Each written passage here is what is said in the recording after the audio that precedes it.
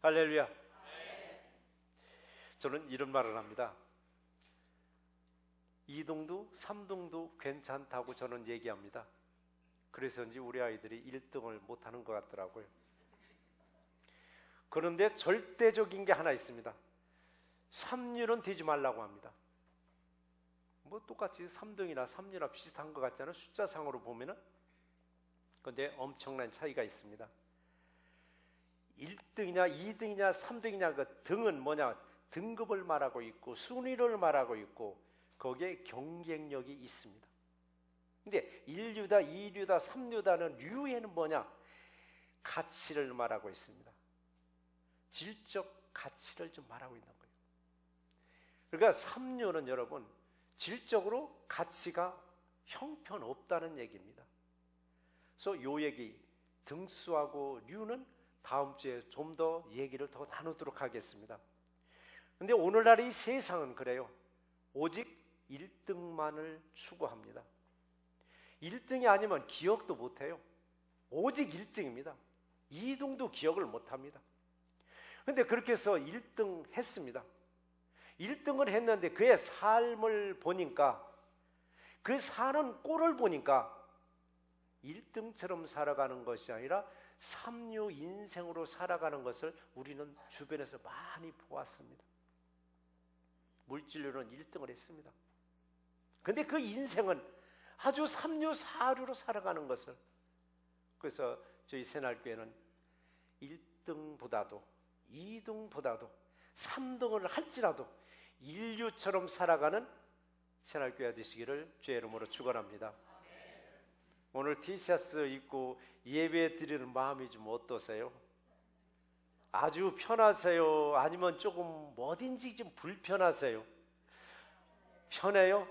어느 분이 아침에 그러더라고요. 매주마다 이렇게 입고 입었으면 참 좋겠다고 일부 예배 드리고 가시면서, 그래서 간간히 한번 그런 날짜를 잡아봅시다 라고 했는데요, 편할 것 같아도 불편해요. 우리 성가대 어떠세요? 가운을 벗어버리니까 좋아요? 사실은요, 가운은 나를 포장하는 거예요. 나를 포장해버렸어요. 그 속에 나의 진실을 감출 수도 있어요. 다 감춰버렸어요. 근데 오늘 벗어보니까 얼마나 좋아요? 그럼 다음 주부터 가운 입지 말고 이렇게 하시자고요.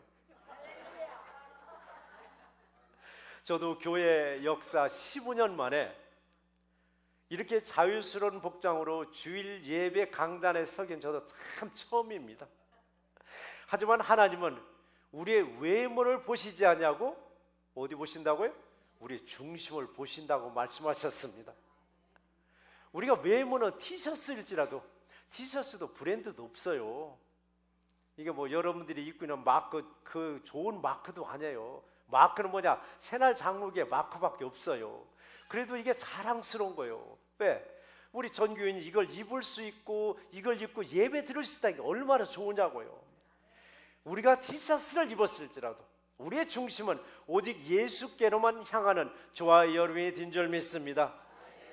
겉은 아주 비싼 양복으로, 아주 브랜드 고급 옷으로 내 몸뚱이를 감쌌을지라도 내 마음이 예수께로 여러분 향하지 못하고 있다면은 우리는 어떤 형상이냐면 에스겔 골짜기 난 마른 뼈와 똑같이 생명력이 없이 예수께 예배자가 되는 거예요. 생명력도 없이 그냥 마른 뼈처럼. 포장진 상자, 미국에 선물 받아보시면 얼마나 좋으냐고, 얼마나 호화스럽고 좋으냐고요. 근데 여러분 막상 별것도 아닌 것도 있어요. 우리도 포장은 아름답게 되어 있는데 그 속에 있는 내가 에스겔 골짜기의 마른 뼈와 같은 내가 될 수도 있습니다.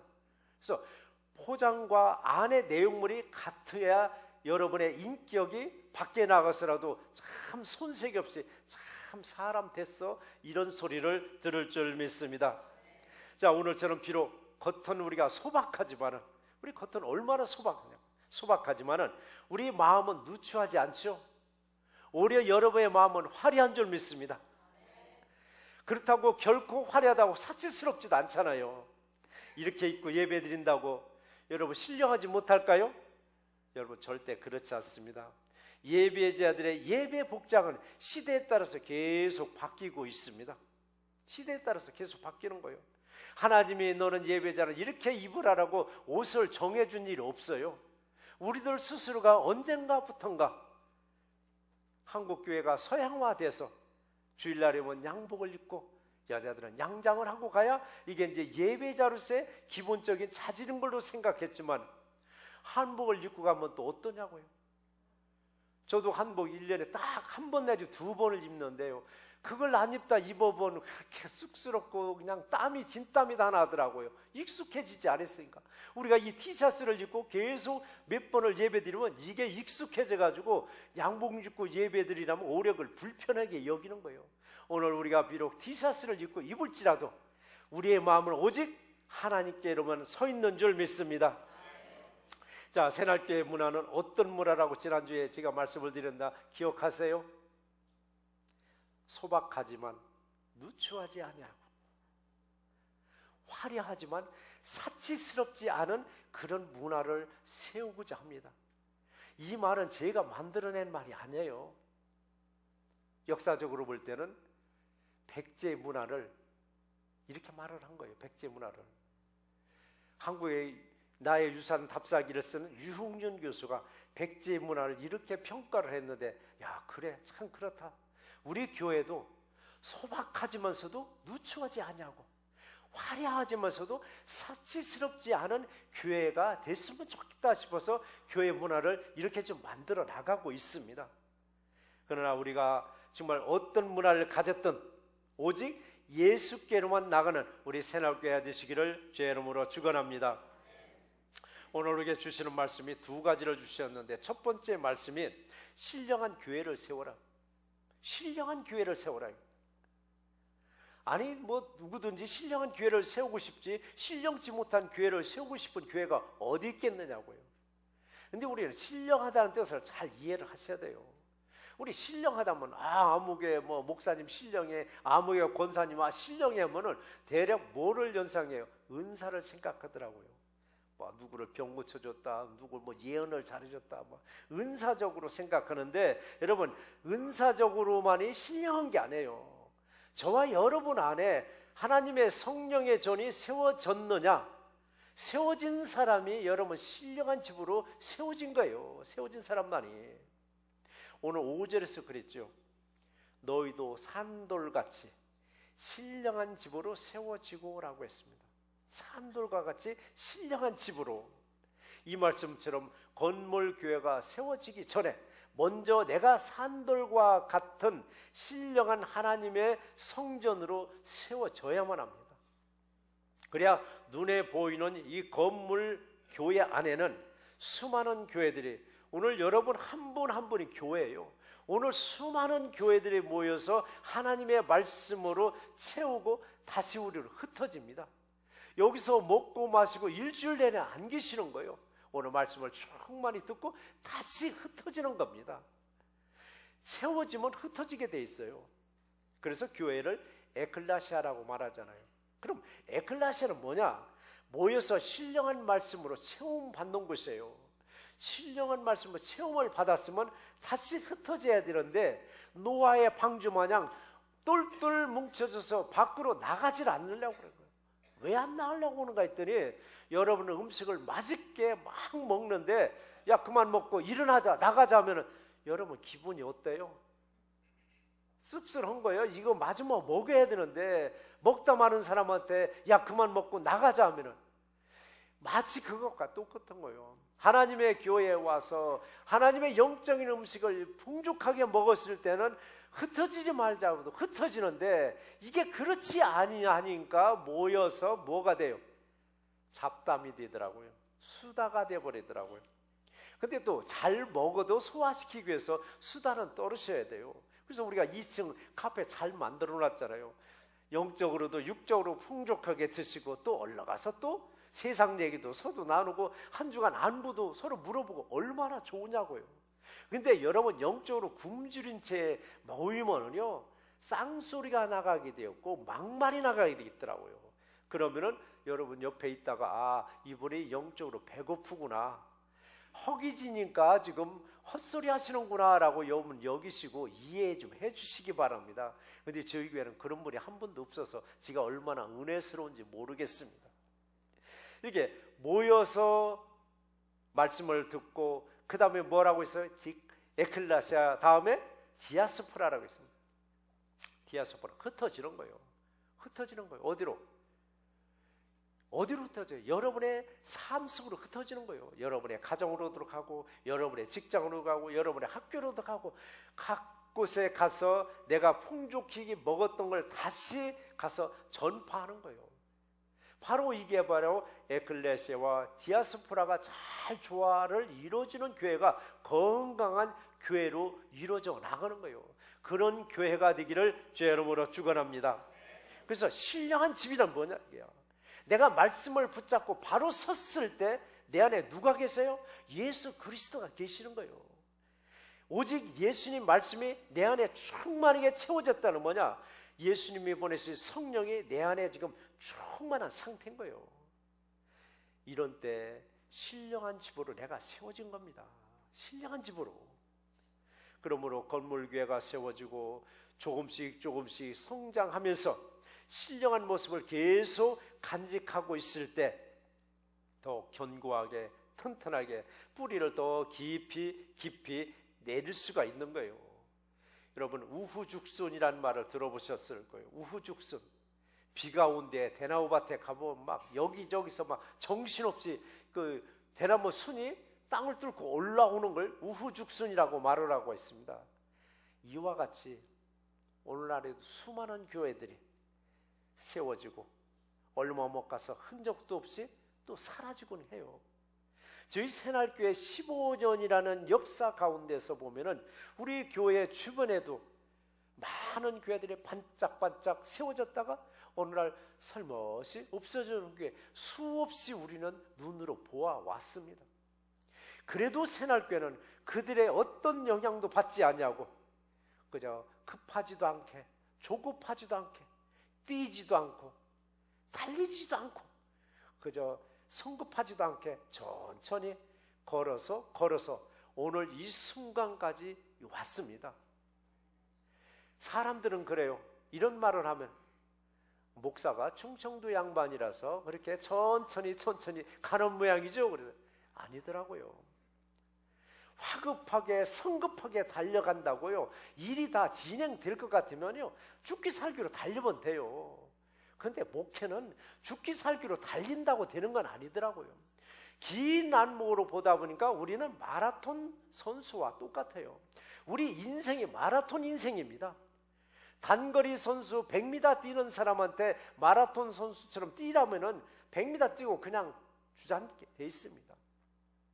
우리 인생도 마라톤처럼 차근차근 자기 속도를 계속 유지하면서 나갔을 때 골인점에 가서 1등으로 할 수가 있는데 초반전에 죽기 살기로 달리다 보니까 중반전에 가서 그냥 다 처지고 말더라고요. 처진 건 뭐냐? 우후죽순처럼 쭉쭉 올랐다가 어느 순간 흔적도 없이 없어지는 거예요. 왜 죽순이 없어지는가 했더니 죽순 가격이 참 좋다 하더라고요. 그러니까 다 캐버리는 거예요. 순이 오를 시간도 없이. 그 사이에 천천히 느릿느릿 오른 대나무가 결국은 끝까지 골인하더라고요. 그래서 우리 새날교회가 15년 돌아보면은 달리지 않았습니다. 천천히 걸어서 한 발자국씩 여기까지 왔습니다. 여기까지 오면서 어느 분은 속도를 빨리 내서 달려야지 왜 목사님이 천천히 가느냐고요. 저한테 거칠게 항의하는 분들도 계셨습니다.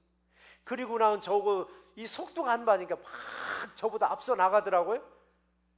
나가더니 교회의 문을 열고 그냥 나가버리더라고요. 그래서 거기서는 서야 돼요. 서했더니 그냥 쑥 나가버리더라고요. 근데 여러분 리더하고 같이 발을 맞춰 나가셔야 돼요.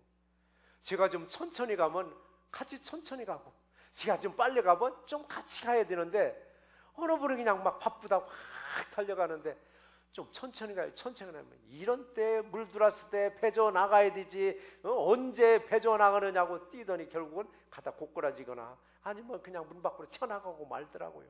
그래도 여러분들은 저거 보조를 맞춰줘서 오늘 이날까지 교회 밖으로 안 나가고 교회 안에서 저와 함께 신앙생활 할 수 있으며 하나님께 감사드리고 여러분에게도 감사드립니다. 그래요. 뒤돌아보니까요, 이것도 다 은혜더라고요. 은혜로다, 은혜로다. 사도 바울이 고린도전서 15장 10절에서 그랬잖아요. 오직 나와 함께 하신 하나님의 은혜로다. 나와 함께 하신 하나님의 은혜로다. 이 사도 바울이 고백이잖아요. 나와 함께 하신 은혜로다라고. 그래서 여러분 무슨 일이든 감당하기 어려운 그 문제를 만나거나 힘들고 어려우면은 어떤 고백을 하느냐, 사도 바울과 같이 나와 함께 하신 하나님의 은혜로다라고 여러분 찬양하시기 바랍니다. 그러잖아요. 힘들고 어려울 때는 주여 어디 계시나이까? 왜 나만 혼자 이렇게 걸어가야 되니까? 주여 어디 계시나이라고 막 탄식하면서 기도할 때 주님은 바로 네 옆에 있어. 네 옆에 있어. 또 걷지도 못하는데 내가 너를 번쩍번쩍 들어서 여기까지 왔는데 왜 나 찾느냐라고 네 옆에 있더라고. 그래서 여러분 힘들고 어렵고 버거운 문제가 닥치면은 나와 함께 계신 하나님의 은혜라고 여러분 고백하시면 정말 하나님이 여러분들을 전보다도 더 좋은 환경으로 더 좋은 곳으로 인도하여 주실 줄 믿습니다. 그래서 제가 산하엘 가운데 15년의 역사를 한번 쭉 더듬어 봤습니다. 어제 저녁에도 제가 곰곰이 생각해 봤습니다. 어제 예식도 끝나고 집에 가서 또 생각해 봤습니다. 15년 동안 나의 흔적은 새날교회에 얼마나 남아있을까? 근데 아무리 생각해봐도 새날교회에 제 흔적이 없어요. 제 흔적이 뭐냐면 한 일이 없다는 얘기입니다. 나는 뭐 했지? 내가 한 일이 없더라고요. 내가 한 일이 없어요. 나는 그저 목사로서 내 자리 지킨 것밖에 없고요. 누가 다 했는가 했더니 성령님이 하셨고 저와 여러분들이 하셨더라고요. 그러니까 내가 한 일이 없는 거예요. 그러니까 내 흔적을 찾을 수가 없더라고요. 그 흔적을 찾으시는 건 예수의 흔적이요 여러분의 흔적밖에 없어요. 그래서 생각해보니까 그저 나는 내 자리만 지키고 있었고, 그리고 한 가지 한 일이 난 거죠. 나 하나치대로 하나님의 성전이 될 수 있기를 늘 소망했고, 내 안에 하나님 나라가 세워져 가는 것 외에는 내가 한 일이 정말 없었습니다. 누가 있어? 성령님이 하셨고 여러분들이 다 해주셨습니다. 그런데 하나는 분명히 있더라고요. 나 하나 세우시려고, 나 하나를 세우시려고 오늘 4절의 기록을 보니까 이런 말씀이 있더라고요. 사람들에게는 버린 바 되었으나 하나님께는 택하심을 입은 바라고 있더라고요. 이건 사도 바울이 예수님을 말씀하신 거잖아요. 근데 이 말씀 속에 보니까 나도 포함되었네. 사람들에게는 버림받았으나, 이게 무슨 말씀이냐면 저는 2번 버림받았습니다. 사람들이 그래요. 제가 그 말하면 목사님 얼굴 봐서는 고생하는 흔적도 없고 그냥 귀공자처럼 커서 세상 물정도 모를 것 같아요. 저 목회하면서 2번 쫓겨난 사람입니다. 근데 2번 쫓겨날 때마다 하나님이 함께 하셔서 저를 건져내 주시더라고요. 그 고난을 겪을 때 하나님은 저를 꼭 택하시더라고요. 그 고난 뒤에는 더 좋은 환경으로 인도하시고, 그 고난을 겪고 나면 더 좋은 환경으로 인도하셔서 결국은 새날교회가 세워지게 하나님 축복 내려 주셨습니다. 내가 한 일은 없었습니다. 하나님이 함께 하셨습니다. 예수님은 같은 유대인들한테 버림받고 로마인들한테 버림받고 십자가에서 죽임당하고, 그게 죽음이 끝난 줄 알았더니 그게 시작이 있었습니다. 예수님이 십자가에서 죽으시고 부활하시고 승천하신 예수님은 성령을 보내주심으로 지금까지 성령님이 새날교회를 인도하시고 지금까지 새날교회를 보호해 주셨습니다. 우리들도 때로는 그렇더라고요. 예수님처럼 사람들로부터 외면당하는 인간관계를 겪고 난 데는 더 존귀하게 귀하게 쓰임받게 인도해 주는 것을 여러분 많이 보셨고 간증도 많이 들으셨을 거예요. 혹이라도 그렇다고 여러분 스스로가 버림받을 수 있는 짓은 해서는 안 됩니다. 우리는 최선을 다하는데 하나님이 때로는 나를 쓰기 위해서 내가 방향을 안 틀어보니까 내 방향을 틀기 위해서 버림받게 해주시는 것뿐이에요.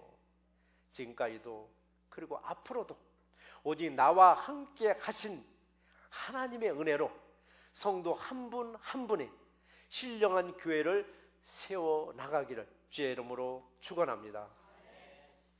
오늘 두 번째 주신 말씀은요, 신령한 제사를 드리라. 신령한 제사. 신령한 집으로 세워졌으면 신령한 제사를 드리라는 얘기입니다.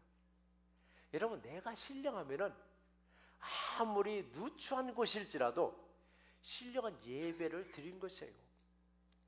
그냥 반대로 아무리 웅장한 교회, 그저 들어가서 앉기만 해도 막 그냥 은혜가 될 만한 그런 웅장한 교회일지라도 내가 신령치 못하면 그 예배는 신령한 예배가 될 수가 없습니다. 그리고 본문에서는 또 뭐라고 했었냐면 신령한 집이라고 했습니다. 산돌같이 세워진 신령한 집이라고 했는데, 신령한 집은 정확히는 교회를 말하고 있고 여러분의 가정도 말하고 있습니다. 교회에서야 당연히 예배 드리잖아요. 그러나 신령한 집으로 세워진 저와 여러분의 집에서 정말 신령한 제사 예배를 드리는 가정이 얼마나 되느냐라고요. 미국이 청교도 정신으로 미국이 정말 개척돼 나갈 때 그들은 모이면 예배 드렸습니다. 모이면 예배했습니다. 가정에 가면 가정 예배요, 직장에 가면 직장 예배요, 학교에 가면 학교 예배가 있었습니다. 이게 가정에서 예배하는 예배 가정이 점점 지금은 줄어들고 있습니다. 그러나 저와 여러분들은 다시 한번 계획을 세우셔서 올해가 아니라면 내년부터라도 여러분의 가정에서 예배하는 신령한 집이 되기를 주의 이름으로 축원합니다. 어느 크리스천들은 이런 말을 합니다. 교회에서 공식적인 예배, 특히 주일 예배를 드리고 나면은 한 주간 의무가 끝난 것으로 여기고 안도의 한숨을 내쉬는 분이 있습니다. 아, 왜 예배 드리고 한숨을 푹 쉬는 거예요? 그래서 왜 예배 드리고 한숨을 쉬는가? 주일 예배를 드리면 한 주간의 의무가 끝났다고 여기니까 그렇게 마음이 가볍고 좋답니다. 오늘 또 예배를 참석할까 말까 여러분, 성령의 법과 육신의 법이 토닥토닥 싸우다가 성령의 법이 겨우 이겨가지고 오늘 예배에 참석하신 분도 있어요. 다른 곳으로 셀까 말까 망설이다가 할 수 없이 이제 이 예배에 참석하신 분들, 이분들이 예배를 끝나면 후 하는 거예요.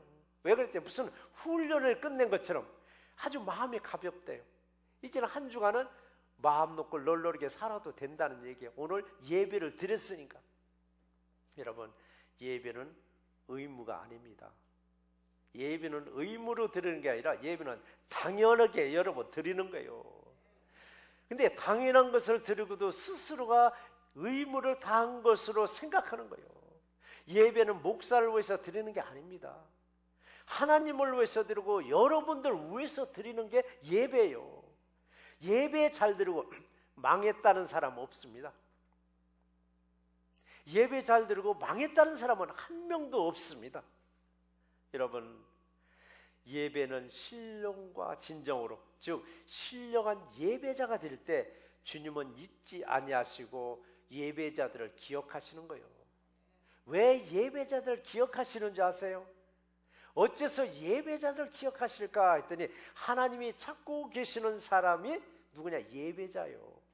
이게 하나님이 찾는데 예배로 참석했으니까 하나님이 기억할 수밖에. 이게 하나님의 출근부 같은데 도장이 출석부에 딱 찍힌 거예요. 오늘 또 예배 참석했구나라고.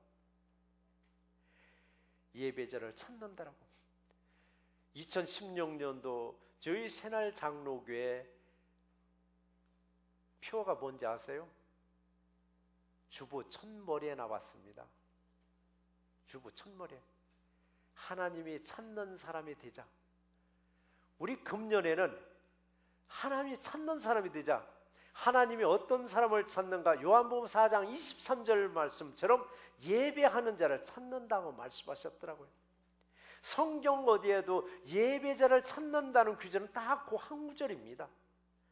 그러니까 하나님은 누굴 찾아? 예배하는 자를 찾는 거예요. 그러니까 예배 드리는 걸 하나님이 그렇게 기뻐 받으신다는 얘기예요. 기뻐 받으신다라고. 근데 생각해 보세요. 하나님은 우리 머리카락까지도 다 세신 바 된다고 했습니다. 근데 막상 하나님 앞에 섰다고 가정했을 때 하나님이 나를 딱 보더니 글쎄 내가 어디서 봤더라? 알 것 같기도 하고 모를 것 같기도 하고. 그럼 네가 네 소개 좀 해봐라. 그럼 내가 알 것 같다 하면은 여러분 체면 완전히 구긴 거예요. 그 자리에 나만 독단적으로 있으면은 상관없는데 같이 많은 사람들이 있었을 때 내가 만약 목사인데 성도들도 다 있는데 예수님이 목사를 몰라봐가지고 네가 누구냐? 너 네 소개 한번 해봐라 하면 성도들 앞에서 완전히 체면이 구기는 거예요. 이런 관계를 맺으면서 여러분 신앙생활 하시겠어요? 아니면 그 앞에 딱 섰는데 웰컴 하시는 거예요. 내가 널 기다렸노라고. 내가 널 기다렸노라고. 오늘 내 잔치에 참여할 자다라고 웰컴 받을 수 있는 그런 관계로 여러분 신앙생활 하시겠어요? 대답은 딱 하나입니다. 하나님이 기억되는 사람이 되고 싶다라고. 하나님이 찾는 사람이 되고 싶다라고. 하나님이 기억하고 하나님이 찾는 사람은 바로 예배자를 찾는다고 말씀하셨습니다. 오늘 예배자들을 하나님이 기억하시고 하나님이 여러분들에게 뭘로 줘? 은혜로 축복으로 부어줄 줄 믿습니다. 예배는 생명입니다. 예배는 생명이에요. 내가 살아있어야 여러분 참된 예배자가 되는 거예요. 내가 영적으로 호탁하고 내가 영적으로 침체되면은요 예배 드림에도 기운이 빠져버리고 소생하지 못하니까 그 다음에 뭐가 쏟아져요? 잠만 쏟아져요. 잠만 쏟아져요. 잠만 쏟아질 때 뭐하고 싸우는 줄 아세요? 눈꺼풀하고 싸우시더라고요. 그러면서 생각은 해요. 아이고 이 예배가 왜 이렇게 재미가 없어? 아 예배가 왜 이렇게 길으냐라고. 근데 놀라운 건 찬송까지는 초롱초롱하게 찬송가 부르다가 제가 이 자리에 딱 서서 말씀이 선포되면 그때부터 막 눈꺼풀하고 싸움이 벌어지는데 눈꺼풀이 천근만근처럼 무거워지는 거예요. 그러니까 막 눈을 부릅뜨고 난리를 피는데 그렇게 막 아버지 눈꺼풀 좀 받칠 수 있는 아버지 기둥 좀 있었으면 좋겠다라고. 주일날도 그렇잖아요.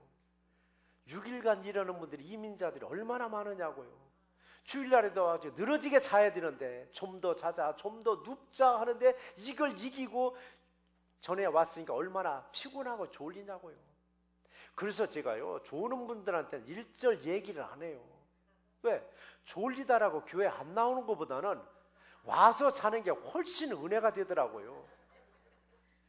그래서 여러분 누가 옆에 자는 분 있으면요 그냥 내버려 둬요. 어느 분은 자꾸 꾹꾹 쑤시더라고 일어나라고. 차라리 그냥 어깨 대주고 여기서 편안하게 자라고 했어요. 근데 이분들이요 놀랍게도 자는 것 같아도 듣더라고요. 그리고 어느 개는 호통을 친다 하더라고. 어느 개는 뭐 시간 딱 되면 문도 걸어 잠근다고 하더라고요. 이건 하나님 방법이 아니에요. 졸려도 피곤해도 예배당에 나왔다는 게 얼마나 은혜가 되느냐고요. 저도 처음에는요 막 대놓고 얘기했어요 설교 중에. 근데 그게 아니더라고요. 오죽하면 피곤하면 오죽하면 잠이 오겠느냐고요. 근데 그걸 너무 그냥 놔두니까요 또 습관돼 가지고 저 목사님은 그냥 자도 놔둬 하니까 그냥 아주 자는 분도 계시는데 이건 우리 교회는 잘 보세요. 자 성가대가 여러분들을 잘 주시하고 있어요. 성가대야 되고 이제 화면을 저를 보지만서도 보다가 지루하면은 쭉 한번 훑어봐요. 성가대원들 정신 차리셔야 돼요. 희중에서도 저를 바라보다가 지루하면은 대원들은 뭐 하나 쭉 보다가 조는 모습 있으면요 얘기하더라고요.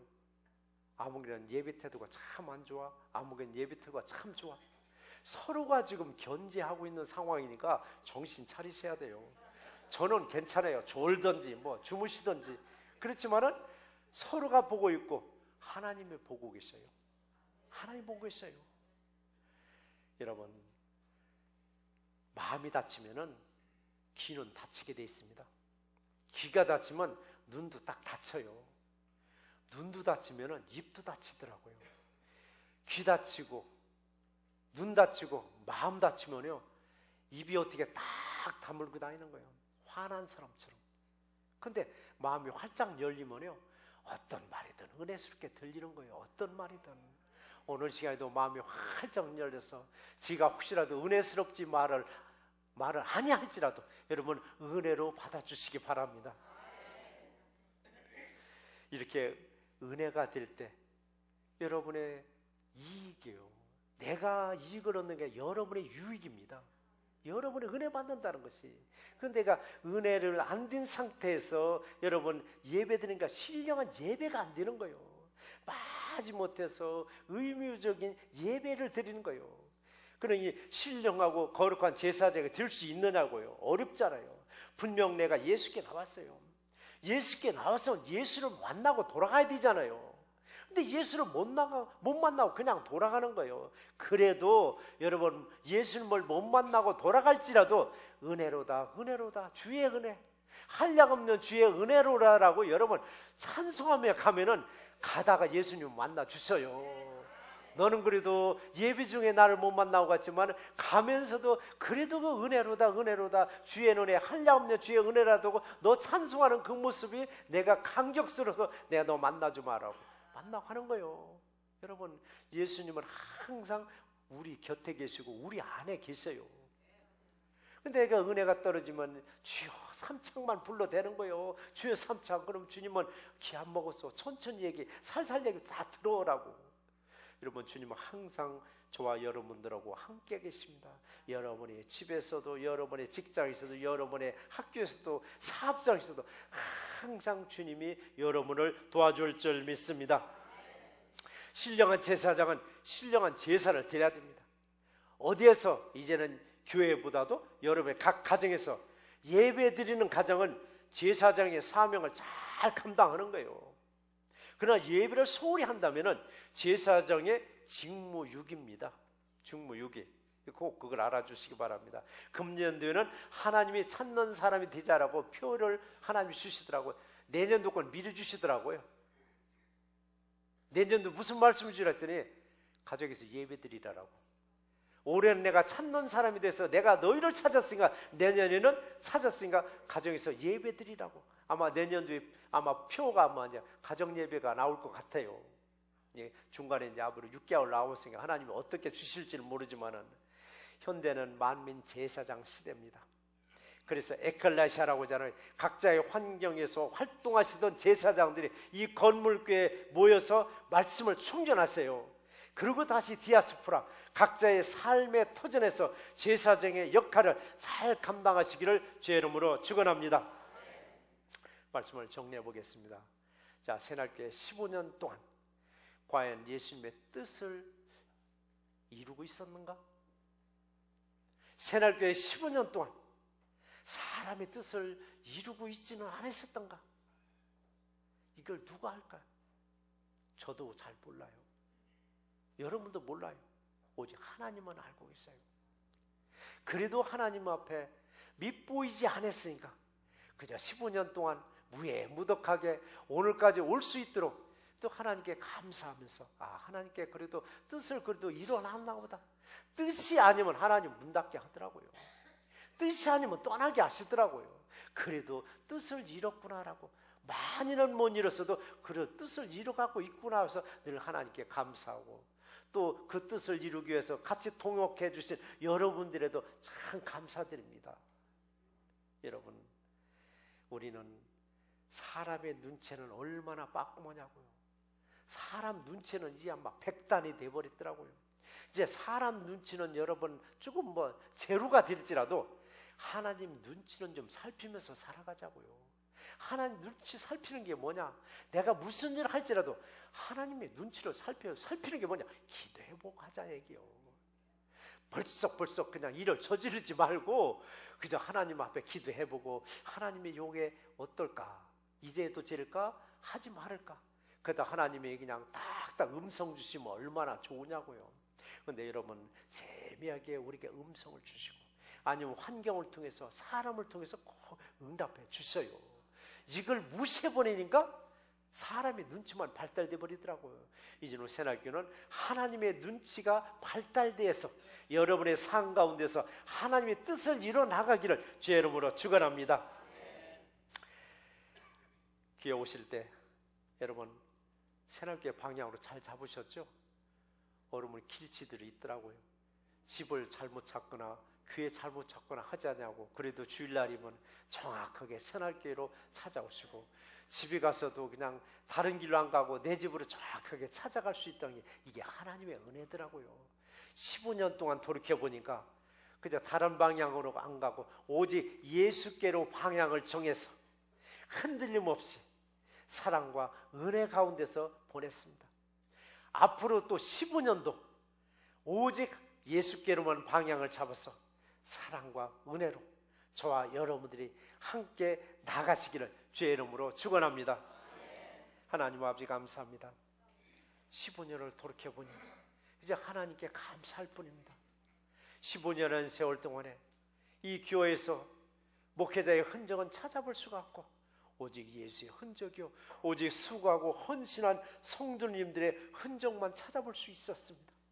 그저 목회자는 그저 자기 자리만 지켰을 뿐입니다. 앞으로도 오직 주 예수만 바라보는 심정으로 사랑과 은혜로 다시 15년을 새출발할 수 있도록 주님 은혜 내려 주시옵소서. 모든 말씀 예수 그리스도 이름으로 감사하며 간절히 기도드리옵나이다. 아멘.